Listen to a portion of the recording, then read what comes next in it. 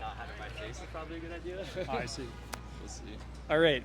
What an incredible angle. What's Yes. your name? My name is Vaughn. Vaughn. I'm Yes. James. Nice to meet you, James. So you got the context. Just moved here, interviewing 100 people. Mm-hmm. Three big questions I'm asking. Okay. The first question, the explanation is, I'm calling this the Sonder Series. Okay. And the word Sonder means the realization that every person has a life as vivid and complex as your own. And so I thought telling people stories was a good way of giving other people Sonder. Yes, actually. So I wonder, Vaughn, what is your story? Okay, wow. I'm gonna flip this around there. Okay, let me focus on that. Okay, my story. You know, I don't find it particularly interesting. I'm 25 now. Today's my birthday, actually. So I just turned 25 today. And I think over the last year, so as a 24-year-old going into 25, something that I've recognized within myself is I'm kind of done really thinking about my past as something that's like a story to continue to tell. Not in that it's not important, but it's more of I'm turning the page as a chapter in my life. I also got a new job, so I think that's part of it, you know? Like, it's new beginnings now. I grew up in Connecticut. I was born in the city. I'm actually I don't know if it's famous in the modern world, but in the newscast era, I was actually a baby in a 9/11 photo that was pretty famous. So to come full circle and live back in the city is pretty crazy. But yeah, I grew up in Connecticut. I've lived in the city for a few years now. I guess what I want my story to be moving forward is that's a great question. That's actually a better question that I didn't even think about. Is it okay if I ramble? Yeah. Okay. Hit it. So I've just got a new job in banking. Banking is great, you know. It's awesome to pay the bills, but it's also a I don't want to use the term glass ceiling because it's misappropriate. But I do recognize that the ceiling is quite low compared to what's out there. I also recognize the fact that banking is a much more repetitive industry and that what my responsibility is to make sure that I'm talking to other people. That's great and all, but I want a skill set. So what I've really found, my two loves in life are soccer and skateboarding. And so data science has been a great bridge between both. So it's been my carrot on the stick. Basically what I'm trying to say is my story is I'm chasing a new carrot on a new stick. And that new carrot is data science. And the new stick is my 5 to 9 after work. But yeah, essentially I think that's the best way to put my story as of right now. Yeah. That's awesome. Your second question? Second big question is, what problem in the world right now means the most to you, Vaughn? Okay. I don't know if I can live a life if this gets published, but like Gaza is clearly, in my mind, the #1 issue. And it's not necessarily Gaza within itself. I think that's like the most devastating of the tragedy, but the real tragedy is the control that we're witnessing that the perpetrators of the Gaza genocide have on all aspects of life in America and then many aspects of life outside of America as well.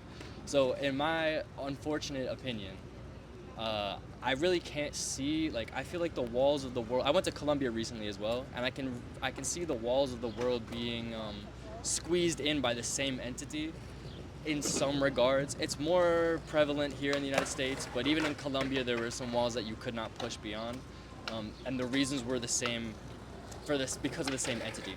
So, in my opinion, if we either A, directly address the entity, or B, get rid of the entity, then, you know, some problems would not persist in this world.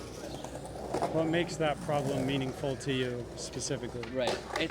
What's so meaningful about it is its pervasiveness in every aspect of society. So, unfortunately, you know, our society is capitalistic first. You can argue how you feel about economics and capitalism and whatnot. I'm not opposed to capitalism. I just think there's an evolution that goes beyond it, that we've already approached the threshold of what comes next, and we've recognized what comes next. And this last 5 years and the next 10 years will be about reconciling what we want to do with the next page of our future.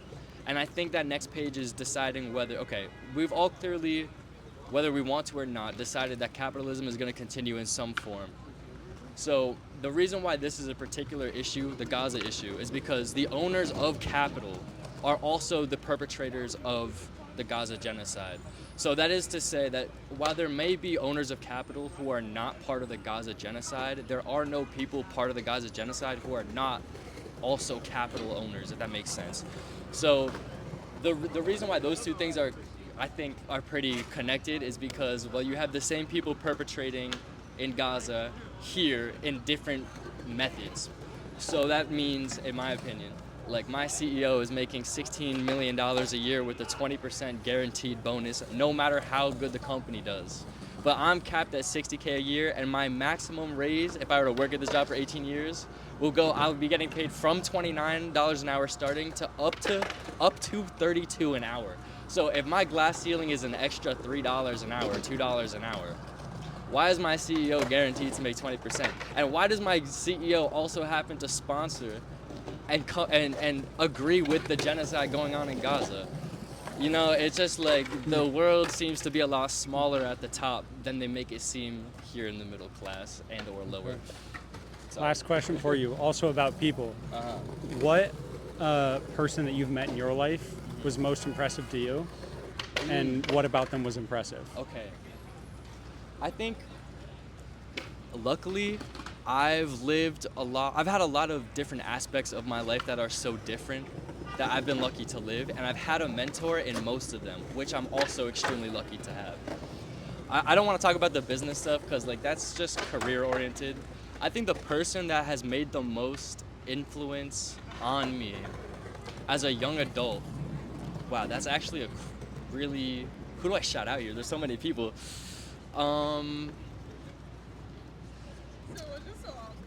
Okay, I'm gonna go with 3 people. Is that okay? Person number 1 is my ex-girlfriend's father. My parents were never together. I never grew up in like a stable household, but their household was very stable and they were very successful.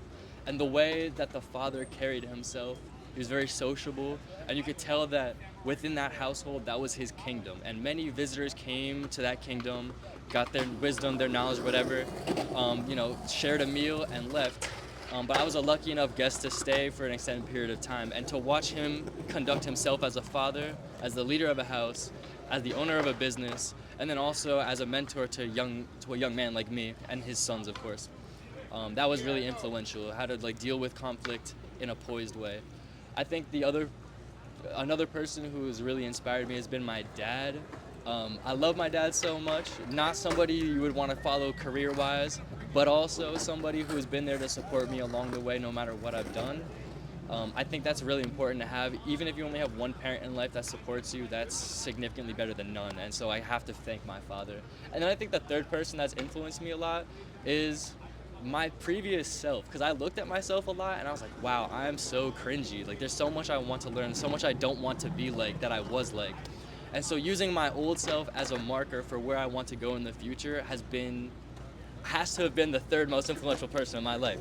So those are my answers. Yeah. Extra credit question, yes. Short answer. Instead of a New York advice for me, what's your New York challenge? Challenge. Okay, I'm gonna give you a challenge that's actually just it's not really a challenge, it's just so much fun. Do you have a bike? I don't, I can city bike it. Okay, city bike. It's worth it.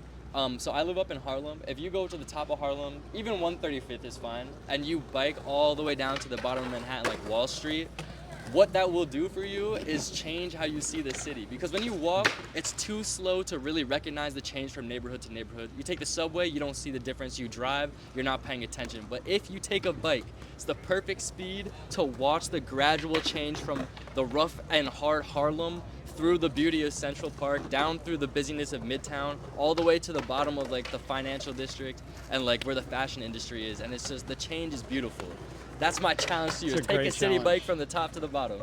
There we go.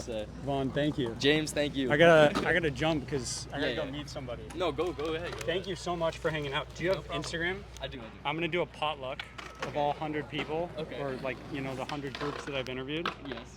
And I